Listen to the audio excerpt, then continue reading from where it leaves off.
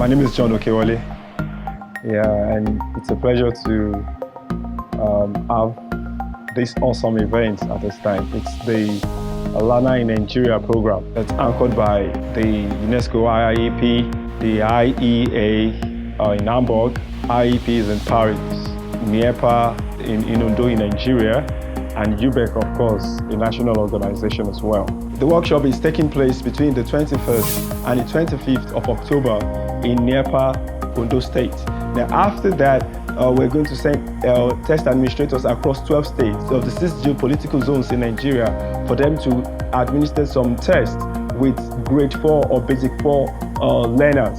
So after that, we gather the data together, and in conjunction with IEA, the data is going to be processed and we're going to have a dissemination of the results. So this is actually an adaptation stage with the IEA instrument for LaNA.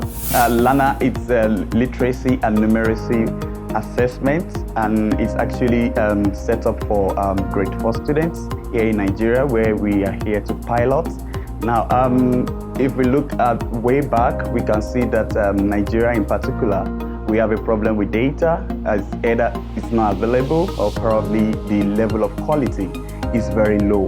And this is kind of challenge for the policymakers to make informed decisions on educational development in Nigeria. So LaNA is coming at a time where Nigeria needs to, a kind of reawakening in the educational sector.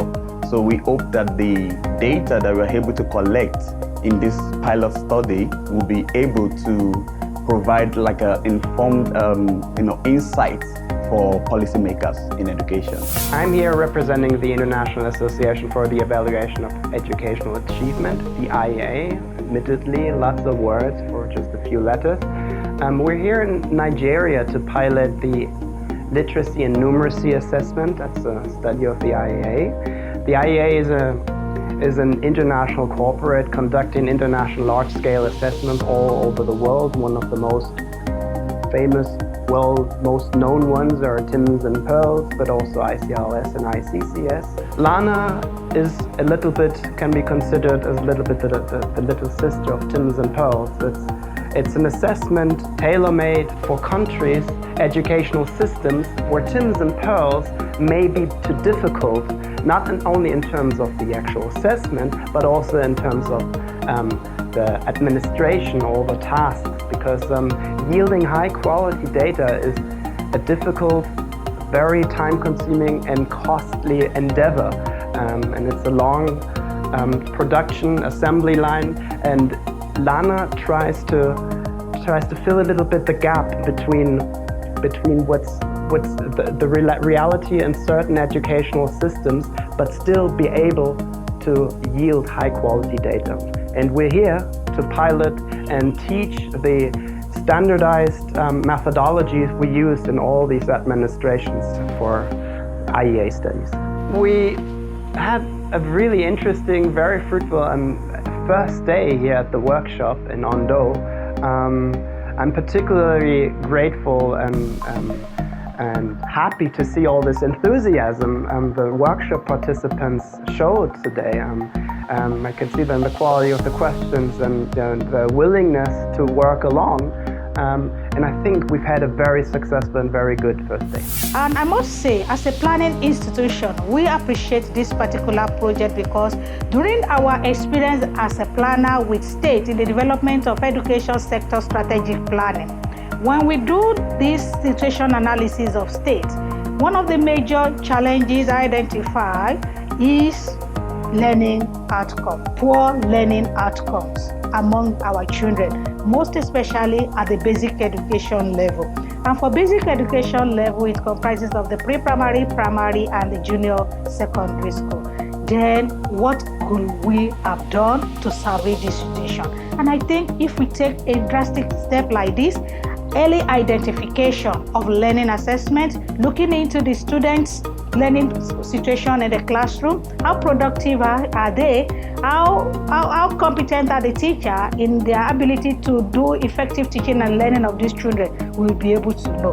Then with this project, we'll be able to have a kind of evidence data for planning in addressing the issue of poor learning outcomes in our school. And not only that, we'll be able to place on board a certain remediation, maybe trying to look into where teachers' pedagogy aspect can be improved so that students can actually learn better in primary as well as at the junior secondary level. In fact, I must say this, some of our partners outside, they are anxiously waiting for the reports of this pilot testing to see what is exactly happening in situation, especially in Ondo State. And I'm assuring the team here that for NIEPA, we are ready to scale this thing up, God's willing, so that it will be part of our diagnosis when we are doing sector diagnosis to look into the situation as it affects learning in classroom setting. And also to pause as a policy recommendation to Federal Ministry of Education as well as UBEC. I'm glad the UBEC team are here. They have the mandate for basic education service delivery in Nigeria. And with this pilot testing, once we get the output of the pilot testing, it's going to be wow for policymakers so that they can see that there is need to go back to drawing board based on the results. If there is need to continuously build the capacity of the teachers, either on this area of pedagogy, and also to address maybe there are salient issues in the curriculum that has to do with whatever the outcome or the output of this pilot is going to bring on board. So it's like we are all anticipating. This linkage now will give back to further opportunities that we have technical experts from IIEP. Now that we have the IEA, we have technical experts coming to collaborate with NIEPA. And the few people that are being trained now in this current ongoing workshop, they are charged to disseminate the information, cascade the workshop to widen the coverage in the education sector in Nigeria. Hi, my name is Miyoko Saito. I am from the UNESCO International Institute for Educational Planning. The institute is actually have been working on the capacity building programs in all over the countries, the member states of UNESCO. When I was a little bit younger, I also had an experience of building a network of African countries in order to do the learning assessment.